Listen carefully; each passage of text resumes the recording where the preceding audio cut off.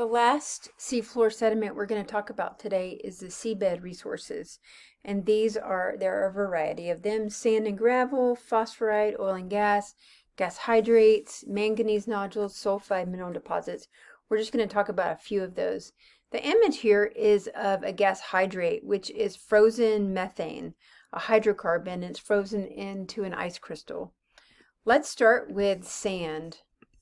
Okay, so sand doesn't seem like a resource, but as there's a building boom in places such as China and the Middle East, there's more and more mining of sand from our beaches. We also, because of sea level rise, are trying to combat that with beach replenishment. So we're pumping sand from offshore onto the beach. There are two articles here I'd love for you to read. One is about illegal sand mining, and the other one is the global environmental crisis that is sand. Let's see if this works. Here is the war on sand. This is in Wired magazine.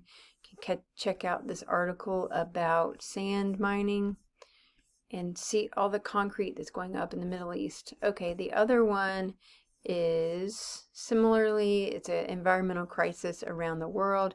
And this one focuses a little bit more on China and sand mining. So read those two articles. Let's go back to our PowerPoint here. Okay, sweet. So read those. Another resource is phosphorite. We use this as a fertilizer. And we are lucky in North Carolina. We have one of the largest phosphate mines in the United States. It's located outside or at Aurora, North Carolina. And we can click on this image here, this link here. And here is the little town of Aurora. I'm going to zoom out. It's right on the Pamlico River that feeds into the Pamlico Sound. If you zoom out, here is the Aurora phosphate mine. So I'm going to zoom in on that area. There it is. This is a place, if you've been down east, they have a really great fossil museum in Aurora, and they also, it's right on the water, so it's a beautiful area. And this is an area where the age of those sediments, 20 million years old, they find really large megalodon teeth. Oh, look, here's a picture of the museum. Okay, go back to the PowerPoint. Check that out. Phosphate. Fossil fuels. We still live in a fossil fuel economy. Fossil fuels are fossilized sunshine. So sunlight hits plants and we have photosynthesis. For our purposes here, we're talking about oil and gas, the phytoplankton that are floating around our ocean basins. These grow in huge quantities. When they die, they fall to the sea floor. So we have photosynthesis of the phytoplankton, these little algae. They are alive.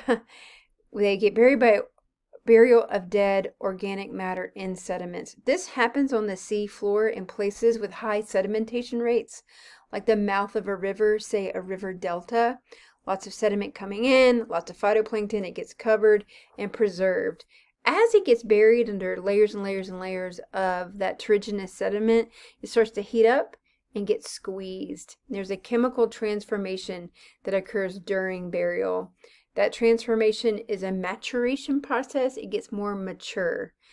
This is the same thing that happens with coal, but we're talking here about oil and natural gas. Coal is a rock that forms in swampy environments on land. Oil and natural gas form in great quantities in seabed sediments. Okay. And then we can burn it and we can release the carbon dioxide and water back into the atmosphere. There are different ways that oil gets trapped. So when it forms, the oil and gas is going to be a lower density than the surrounding rock. So it's going to try to migrate up. As it migrates, the first one is an anticline trap. Anticline is that arched shape, and the gas has migrated into the top of that arch, and it stops where there's an impermeable shale clay.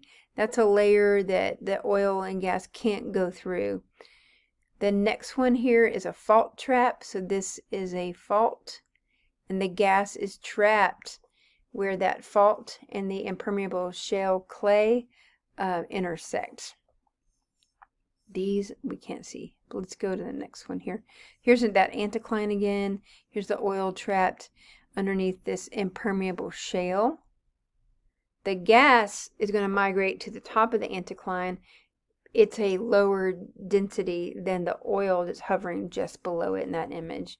Here is all those different kinds of traps. Here's the anticline with the oil and gas in it. Here's the fault trap. Here is a stratigraphic trap, so the gas is trapped in a permeable layer. This permeable limestone is holding in, becomes the source of, or the trap rock. Gas hydrates. Gas hydrates are methane, CH4. These are natural gases that are frozen in marine environments, and the hydrocarbon molecule gets frozen inside ice molecules. So here's a stick and ball diagram of the ice crystals encapsulating that methane crystal. The ice, then you can set it on fire because that methane is flammable. Gas hydrates form in certain locations because they're under high pressure and also at low temperatures. So they're found in sediments below 500 meters and on land in the Arctic tundra. Let's see what that looks like. So here's a ship that is finding gas hydrates in large quantities, and it is a resource that they're extracting. You can also do this below permafrost in the Arctic. This graph here shows the stability of those gas hydrates. They're down there at higher pressures and low temperatures. When that pressure decreases or the temperature increases, then those gas hydrates are no longer stable and they will essentially melt. When they melt, it's a gas, so it floats up into the atmosphere. Why do we study these gas hydrates? Because they are a potential energy source. Around the world, look at all the places where we know there are gas hydrates. Where the triangles are is where we know there's these resources, and where the red dots are, there are places we think there are resources. So they are a potential global resource. But they're also a greenhouse gas, and it's become really important to study permafrost because as permafrost melts, there's a warming that occurs, but also the pressure is coming off of that molecule, and it's going to start off-gassing methane. Methane is an interesting greenhouse gas. Methane doesn't linger as long in the atmosphere as carbon dioxide, but it is way more effective at absorbing heat. So it's a very good greenhouse gas, good at what it does, not good for the environment.